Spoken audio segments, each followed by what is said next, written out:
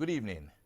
Tonight, we discuss State of the Nation in a very unique and very creative way because I have someone in the studio, a colleague of mine, who's been putting ideas together on how to get this sleeping giant out of its slumber and move towards the direction of development. Now, this young man, I dare say, is my friend, my colleague, but is also a powerful gray matter. I just like his restlessness. I like his creative energy. But before I go further into that aspect of his life, let me just take a little peek review of what the book we're about to discuss is about. And it's entitled Veritas, A Tale of a Sleeping Giant. And it's the truth about the worrisome circumstance Nigeria finds itself. It is the story of two paradoxes in one entity, of sundry potentials and of poverty. This book tries to bridge the gap and, more importantly, call Nigerians to action. Who is the author? His name is Rufai Oseni. Many of his followers and friends refer to him as Rufai the Fire, but he's here representing a very serious discourse, and that's why we're not going to take the fire into the rough or roofy. We're going to take the roofy out of the fire and blend the thoughts of development and how Nigeria should wake up. Now, who is Nigeria? I'm using a personification that borders on looking at Nigeria as a human being, man or woman. More importantly, probably as a woman, because the woman bears the child. The woman carries the child. Now, who is Nigeria? Nigeria is a conglomerate of too many entities, too many nations brought together. Whether ceremoniously or unceremoniously, that's not the issue. For over 100 years, Nigeria has now become one sovereign state that is seen as a giant, not just in numbers, but in intellect, in development, in natural resources, in human resources. We even have had Nigerians that have crossed to the international frontiers as great minds. We've seen Nigerians in NASA. We've seen Nigerians in Europe playing important roles that you and I will not find him doing in Nigeria. We've experienced brain drains of Nigerian doctors to different parts of the world. That is supposed to be a plus for Nigeria, except that in Nigeria right now, there's this, a kind of comedy of errors. Could also mean there's a kind of problem that we choose to be in denial of, we choose to ignore, and that's why great minds like Rufai Oseni will go to the extent of now trying to trace the history, look at the different nations that come together and form one sovereign state called Nigeria. All right? Rufai is a man of many parts. He is a journalist, a global speaker, he's a poet, and a writer. He currently works with Inspiration Radio, Lagos, Nigeria. He finds time to deliver his message to inspiration, or rather, of inspiration to various audiences across the globe, and he has been a guest speaker at the University of Cambridge and several other Ivory institutions. A versatile entrepreneur and facilitator, Rufai also facilitates trainings for Nielsen, ICOPENCON, and other top corporate organizations. Those ICO people, they'll come and sponsor this program soon. I'm very sure of that. Rufai, welcome to the program. Soni, it's a joy, like I love to call you, having me here, and I'm more than honored. For me, it's a rare privilege being here with the masters, standing on the shoulders of giants, and you are a giant in the industry.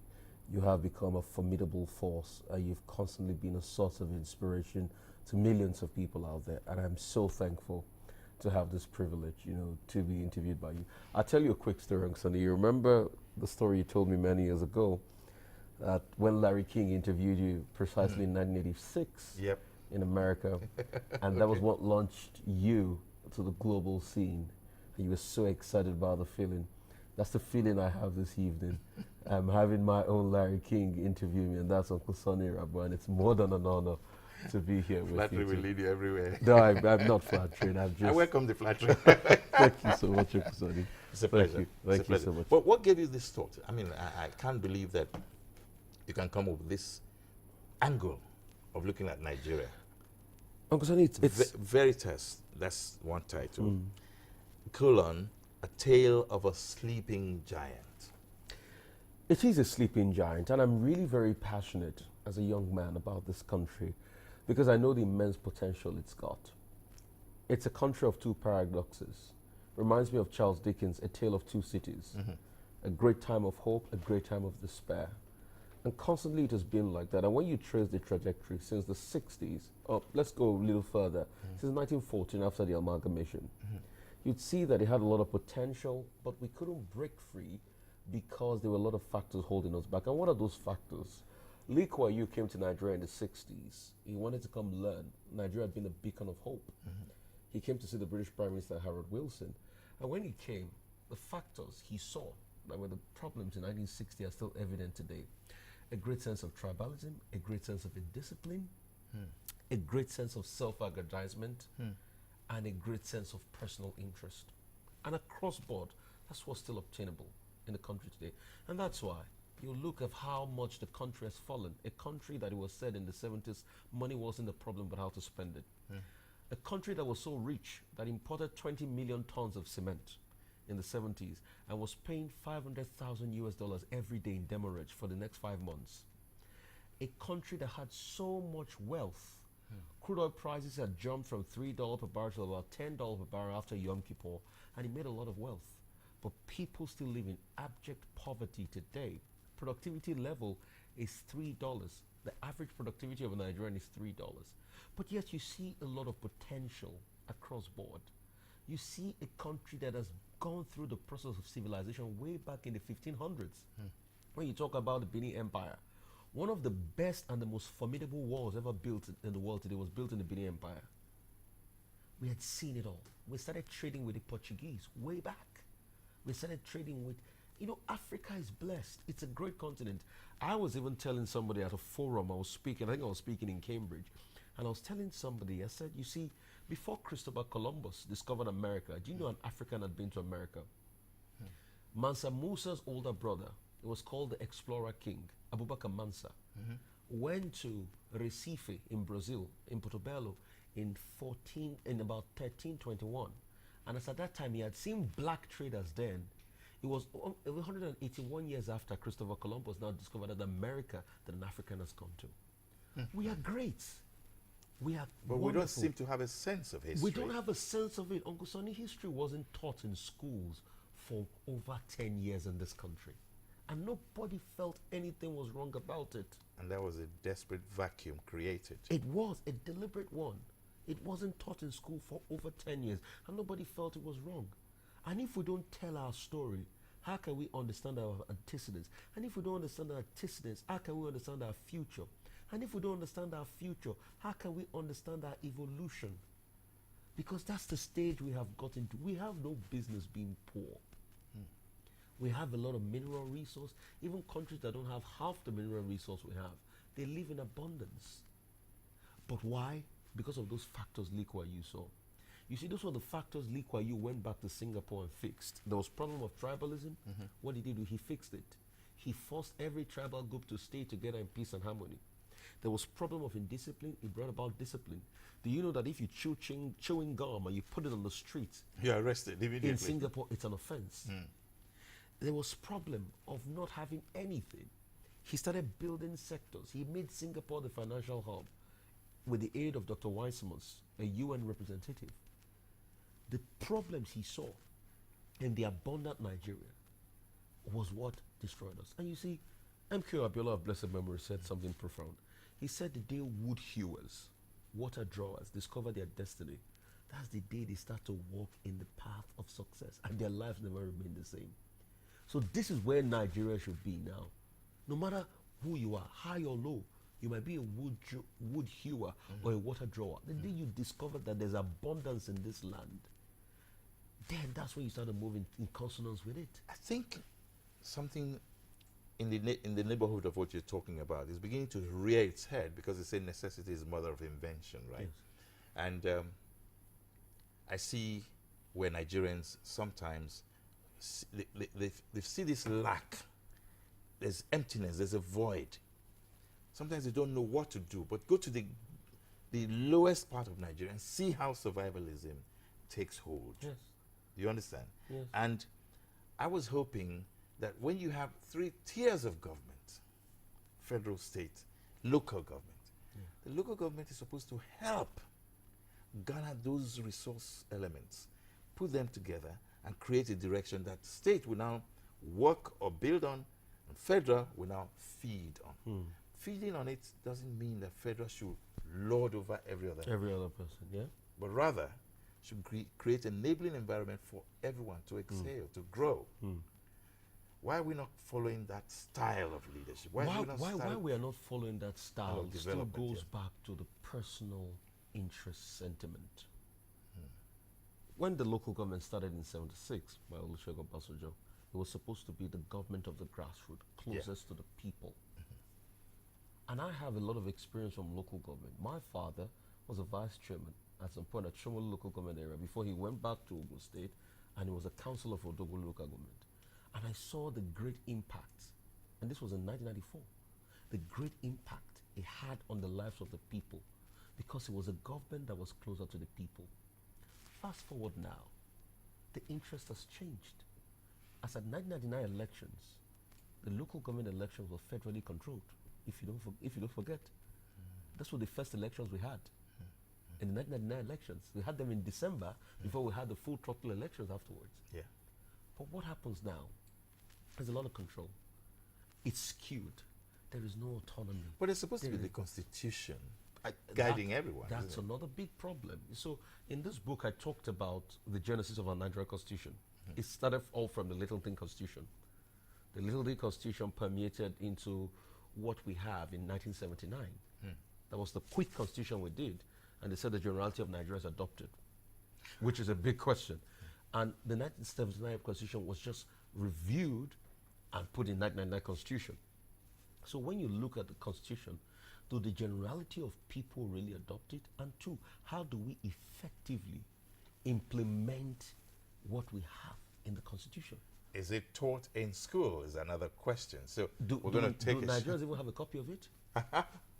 We'll take a short break now. When we come back, we'll start to take calls. By the way, if you have any calls, start calling. The number is on the screen.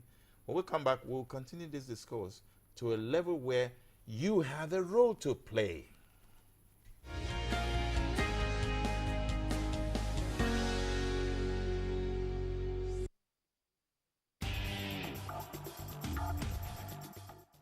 The Lagos State government has assured homeowners using boreholes that it has not authorized any staff or agent to close down any borehole in the state. The general public is hereby advised to report any such person to the nearest police station or dial these toll-free lines 767 or 112. Ministry of Information and Strategy, announcer.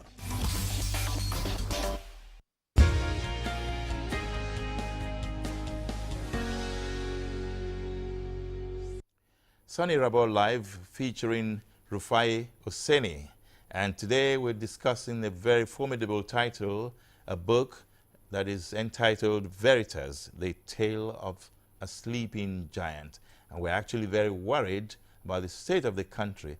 But then there's hope, because honestly, if you don't go through some of these problems, you will never know how to solve the problem and to metamorphose into a greater nation. When we were studying biology those days, you know, the butterfly from egg to larva, larva to pupa, and pupa to what again? To adult. For adults. So where are we now in Nigeria? So are we at pupa or larva stage? we're just prolonged larva. A prolonged larva stage. But you know, Oseni, you said something very profound about hope. And I mean, I was very excited in the euphoria of June 12th, Hope 93. Yes. Said something very profound about hope. And I say to people, hope, the secret of life is the power of hope. Yeah. That's why. Pandora's box. So that's why we should never lose hope, because it's going to be good. Because when you constantly assault a problem with the power of positive thinking, Mm-hmm. it's going to be good. And when you look at all the developed countries, they've gone through this stage. America too was in its dire strait in the 60s. That's why John F. Kennedy said, seek not what an American could do for you, but what you can do for America. Yeah. And it was that evolution America had. Britain too was in this stage during the Second World War, when Winston Churchill gave the Sentence of Peace speech, and he said, if the British Commonwealth will live 1,000 years, it was said to be that this is our finest hour. And you see, Nigeria is at that precipice, and that's why I'm very excited about what is happening. But I pray that that precipice will not negate the process of full-blown development. It's Why? Because there have been countries who got to the precipice and fell. Yugoslavia is one of them. That's true. And These are, but you know, when you look at Yugoslavia, it was still because of personal interest of Josip Broz Tito. yeah, one Yeah, power in stronghold. Fact, in fact, Tito said very profoundly that I am the only Yugoslavia. But after he left, And after Tito died, he was the only the country. the country. So he knew what he was saying when he said, "I am the only Yugoslavia." He said it profoundly. Josip Broz Tito said, "I am the only Yugoslavia." May we never have. I am the Yes. only Nigerian. Yes. And you see, when personal interest becomes more than national interest, then you have a cataclysmic imbalance. When personal interest, because it's supposed to be nation first Yeah. before national interest. It's when it's always about personal interest. There used to be these big anecdotes I used to tell people between Louis XVI and Jean Law. Jean Law was managing the finance of France in the 1600s, and Louis XVI was there. And Louis XVI got offended one day because Jean Law was getting so powerful, and he told Louis XVI and told Jean Law, "L'état c'est moi, l'état c'est moi." And Jean Law looked at him and laughed and said, "L'économie c'est moi." You know what the problem in Nigeria now So, is? L'état c'est moi, I'm the the state. state. I'm the state. And the other one is, I'm say the economy. The problem is a lot of people are saying I'm the state in this country. Some people are saying I'm the economy, but they're not including the people. That's why you And the have people make the state. The people make the economy. That's it. It's the sweat of the people that provides the economy, isn't That's it. That's why it's called the Commonwealth. it? Okay, but there's a fundamental question here. What role should anybody play to create a common interest approach to development, to achieving nationhood? What role should individuals play? Selflessness, Selflessness. brotherly love. You cannot run an equitable society without a great level of selflessness and social justice. So let's take it from great to great now. Leadership, what role should they play? Based on that selflessness, what kind of a selflessness? leader should be selfless, and a leader should fight diligently to protect social justice. Because once society becomes skewed and there's an imbalance, then it becomes porous. You know why the Titanic sank? Because there was a leakage, there was an imbalance of the ship in the water, water entered, and sinking occurred. And that's what is sinking the Nigerian ship now. Lack of social justice. It has dented a porous angle in the Nigerian national ship. And what has happened? The water of tribalism, corruption, ethnic bigotry has already entered the flanges of our ship. And religiosity. And religiosity. So it's pulling the ship down. That's why you see the ship is sinking, it's looking skewed. But how do we do that? How do we close the funnel that the water is entering? By bringing about social justice. By making people understand that it is a relationship with God that matters, not religiosity. Religiosity is dogma. Dogma can never lead to creativity. Where there's a stifling of creativity, then what we call rigor mortis occurs, stiffness in death. And that's why it's looking like it's a nation that is near comatose now. Because we forget, you see, religiosity is so strong, we forget the love for God. If God is love, why will you kill in the name of God? If God is love, God is love, why would you why kill in the name of God? Did God tell you can't fight for himself? Did he tell you he's handicapped? No.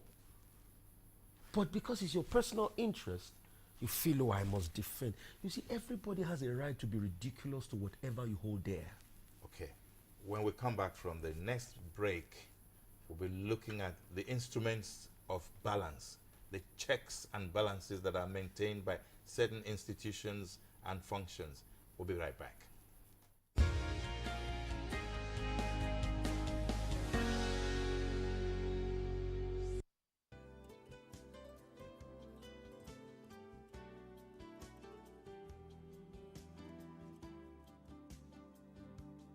Make your event a memorable one with captivating and well-organized event center at Lagos Television's prestigious Blue Roof with a capacity of more than 3,000 seats and a fully air-conditioned 750 seats combo hall capacity. Suitable for annual general meetings, government functions, exhibitions, religious activities, wedding ceremonies, burials, musical show, and many more in a well-secure environment. Spacious car park, uninterrupted power supply, and impeccable facilities. Take advantage of all of these at affordable rates.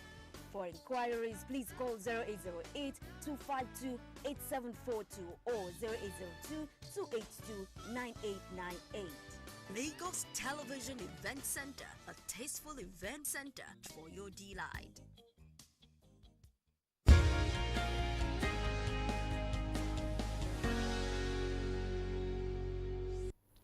Welcome back. There are instruments that keep the nation intact and, directs it correctly. First instruments will be the executive, the National Assembly, the judiciary. After that, you have the executive arms that provides the security apparatus. And what are the other ones now? Well, the checks and balances are there, where no one is above the law. Yes. No one is above the Constitution. Now, having done that, you come down to the level of citizenship. The same thing should occur, that every human being should obey the rule of law. So what is happening? What's really wrong? Why should we get to this state? You see, what is wrong, and I like to quote a very prominent writer. He went to America in the 1700s and he studied America. He wrote a book called Democracy in America. His name is Alexis de Tocqueville. Okay. Tocqueville, a great French philosopher and statesman. And Tocqueville said something very profound. He said that when there are two forms of law in a state, one that suits the elite and one that is at apathy with the people, then you have societal chaos. And Tocqueville said that by his understanding of what was happening in America in the 1700s when he wrote Democracy in America. And when you have two sets of law, the citizen does something, he's not held with the same law that binds the leader. And what we should understand is there's a difference between legislation and the law. Legislation, the leader in charge can make the legislation to suit himself. But the law should be all binding. It should be a counterbalance, if necessary, Definitely. to the legislation. So, but when legislation... Well, legislation makes the law. Legislation makes the law, but when legislation is having more power in society than the law, then there's an imbalance. And that's what is happening between the arms of government you see in this country today.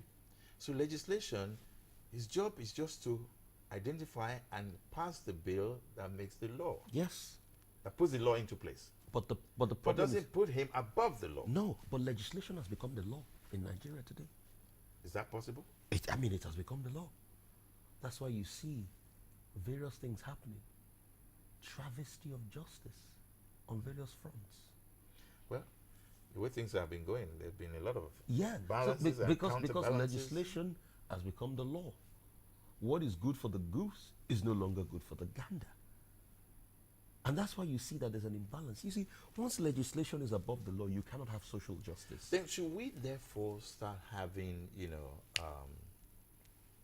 people talk to the necessary relevant arms of government to share ideas and ideologies with other states, other sovereigns, other countries, where things seem to be working well? How countries grow by the concept of peer review. Peer review. Okay. So if we're not constantly reviewing and benchmarking ourselves, then there's a problem. Then you become at apathy. Countries grow under a robust system of welfare. Good evening. Good evening, sir. It's How are Soni you? Irabor Live. Good evening. Good evening. Go ahead. My name is Otumba Jakaye from Madrid. Yes, sir. Please go ahead. I want to congratulate you on this program. This is a very good topic. You're talking national issues that young people are supposed to listen to. But according to your guest, Oseni is making sense because I think personally the shape of this country is getting wrecked. It is more than leaking. It is getting wrecked, so it is more than leaking. I think in some parts of the country, like the Northeast, things are not working well. But so the federal government should put in more effort, should give room to thinkers, educationists that can handle issues. These are my submissions. Thank you. Brilliant suggestions. Yes, good evening. Yeah. Thank you very much. Thank you. That's the point.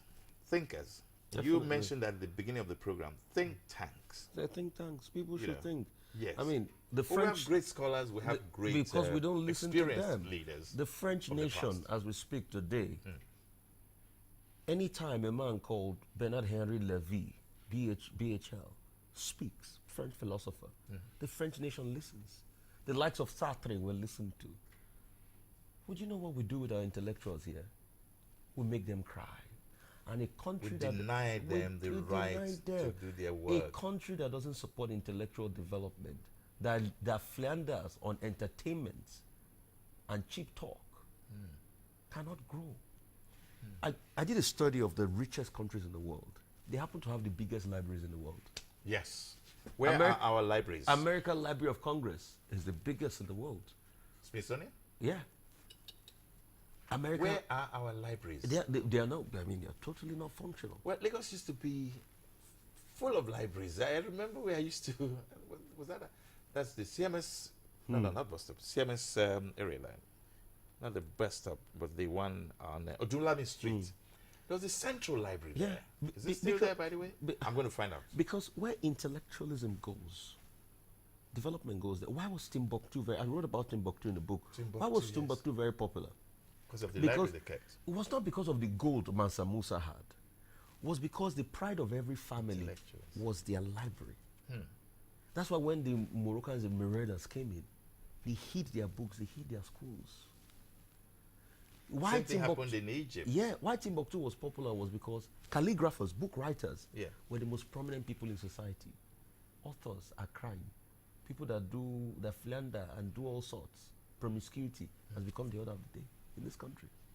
People that show their body parts on social media, they are the ones that are celebrated and are given endorsements. So there is therefore a desperate need to rethink how yes, intellectual Nigerians should be part of the society. They and need to be part of it. growth yes, in governance. yes.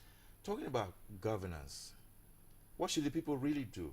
Yes, we're talking about leaders to leaders. Okay, fine, but what about the people? Shouldn't they make themselves available for leadership?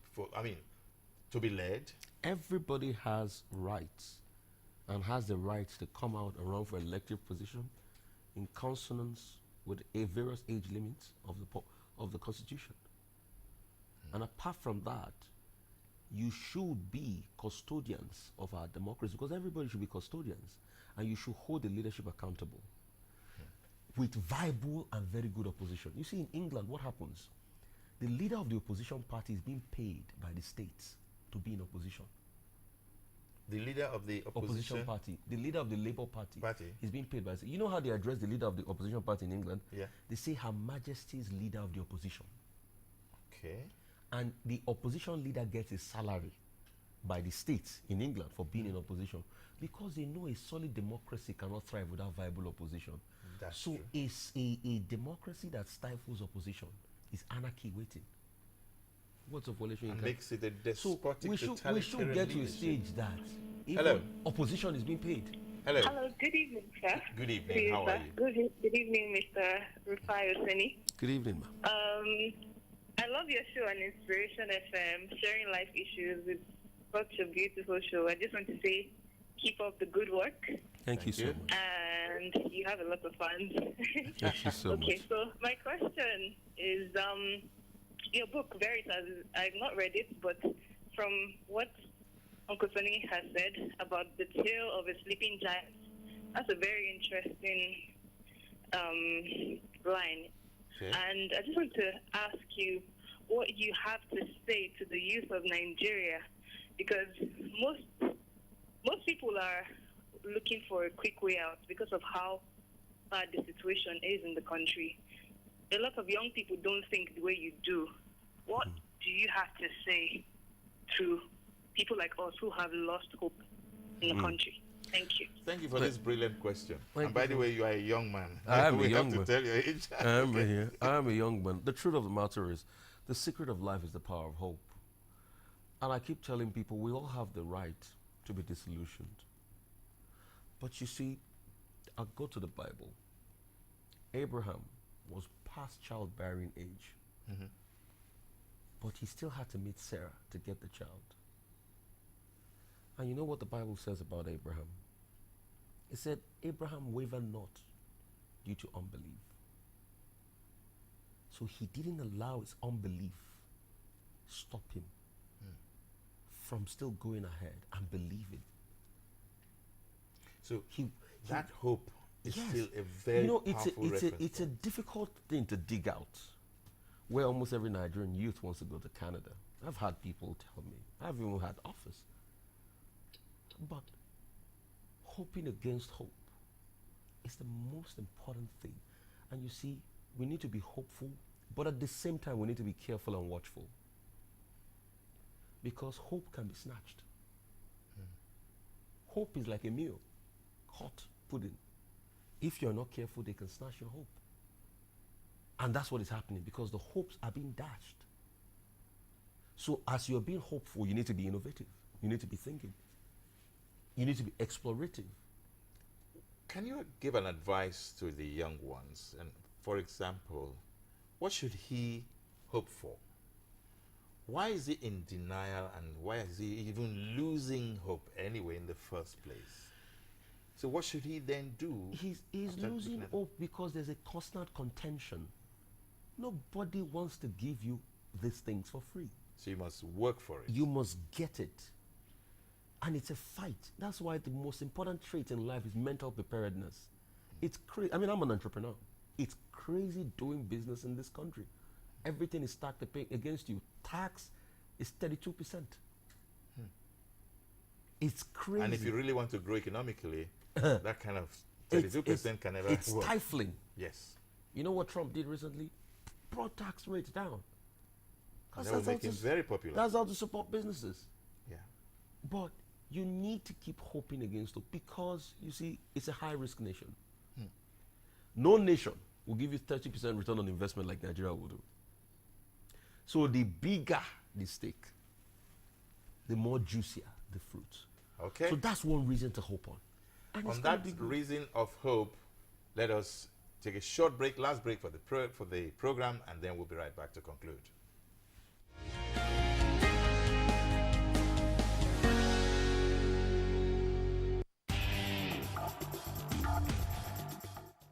The Lagos State government has assured homeowners using boreholes that it has not authorized any staff or agent to close down any borehole in the state. The general public is hereby advised to report any such person to the nearest police station or dial these toll-free lines 767 or 112. Ministry of Information and Strategy, announcer.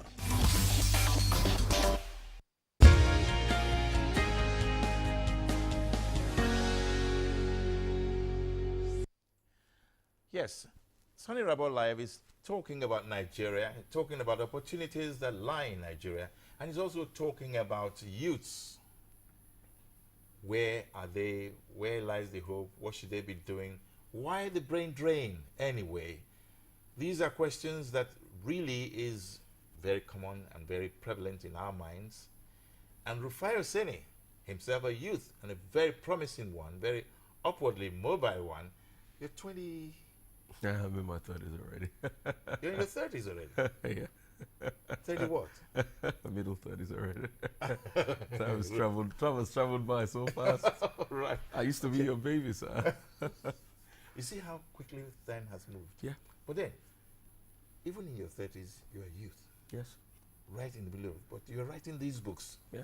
So what should a Nigerian... Oh, by the way, this is the book. Let's put it there for them to see in case. Yeah. What should a Nigerian be looking out for in terms of wanting to understand? I mean, a Nigerian youth. You've written how many books now? About 4 or 5 books now. Another one's coming out next Okay. month. In your 30s, you've written 5 books. Yeah. And you are a public speaker. Yes. And you're a motivational speaker. You are an inspiring speaker. You are... What are you not? What should the youth look out for? Because everybody wants to run away.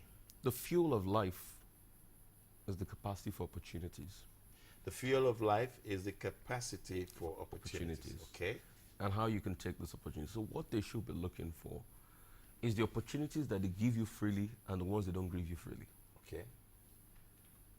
Because these opportunities will always abound. So I was speaking to somebody very profound 2 days ago, an admiral. And admiral was talking and he said, in Nigeria, Yes. it's so difficult. But you know, opportunities are like rain. They fall like rain. He now said, no, they don't fall like rain. They fall like torrential rain Okay. In storms. in this Heavy. country. Yes. So amidst all of the bitterness and all of the anger and all of the avarice, there's still a lot of opportunities. But we don't see them. So that's We don't that's notice another them. thing Nigerian youth should learn. Discernment. Discernment. Exactly. Because we don't discern. You see, even if you go to America and you don't have a discerning spirit, opportunities will still pass you by. Life is what you make it. True. And nobody will spoon feed you all the time. There's an example you gave that China was a sleeping giant. It was a sleeping giant. In fact, as in 1970, they had more skyscrapers in Lagos than in China. And today, China has the most number of skyscrapers in the world. China has evolved and has gone so. And you know, Napoleon Bonaparte predicted, he said China is a sleeping giant. When he wakes, it will shake the world. They are shaking the world now. And they've woken up. So it is time for us to start waking up. And it is possible. I know it's difficult. But it is Question would be, possible. do you believe in Nigeria? Do you believe in Nigeria? If you believe in Nigeria, what should be your role in making Nigeria great? This is the book. Hello. Hi. Good evening. Hello. How are you? Good evening. Good I'm evening. very well, thank you. Okay. My name is Remy Dialopoli, Okay. and I'm just calling in to encourage my darling brother that is there, Rufai Oseni. Hi, Rufai. Hi, Ravi. How are you? I'm fine. It's just a great pleasure seeing you there, and I just want to encourage you. I mean, every time I see you, I just want to nudge you on. I mean, it's amazing, all of the things that you're doing. I mean, I was telling my husband some minutes ago that I don't even know how you do it. You have so much knowledge of so many things all together. I mean, it's amazing how, I don't know, you just blow my mind every time I hear of you, and I'm seeing you on TV. I just walked into it, and I'm like, oh my goodness, look at you. By the way, And he's it's talking about the thankful. future of Nigeria. I know. So And what's your contribution to that? I think you should go into politics. I think you should. So that, I mean, talking about the future of Nigeria, I think that with what he says that he knows, there's a lot of responsibility on his shoulder, whether he believes it or not, because I think that Rufai can drive so many of us. I mean, he has so much on his mind. I think he even has so much that he needs to share, you know, to help us to see that greater Nigeria we're all yearning for. We all talk about it. Not very many people want to do the work. And I think with him, and so many of us also encouraging him, I think Nigeria would be a better place. Thank you. Thank you very much indeed. Thank you. Thank you so much. Okay, so now that's a nice and encouraging one, but the question is, the leader, what do you have? What legacy do you want to leave behind as a leader? What I see of Lagos State today shows me that we're in the right direction. When somebody wakes up in the morning, he goes to the scene where work is going on, and he gets things done. He gets them to do the things they must do. That's the kind of leadership I crave for. And I want that leadership to permeate every facet of Nigeria. Yeah. We should all remember that all of us are leaders. Any space you find yourself, you have the capacity to make things right. In life, you have a choice. You can make it worse, but you can make it right. Okay. On that, yes. And I'll close with this quick word of advice. It was a Shakespeare quote. Went to sweet cessation of silent thought. I summoned up remembrance of things past. I cited the lack of many things I sought. With the old woes and the new wails, my dear, time's waste. If you want to do the old woes and the new wails, your time will waste. Why don't you do something today? So, do something new today. Make Nigeria a better place just from thinking of the role you must play. Make that role a primary assignment for yourself. May Nigeria be great. And may the Green Eagles or the Super Eagles win. When is their next match? Tomorrow? Okay, whatever. Bye-bye now. Thank you. And thank you so much for coming. It's a joy having you. Thank you so much. I'm honored and privileged. Thank you.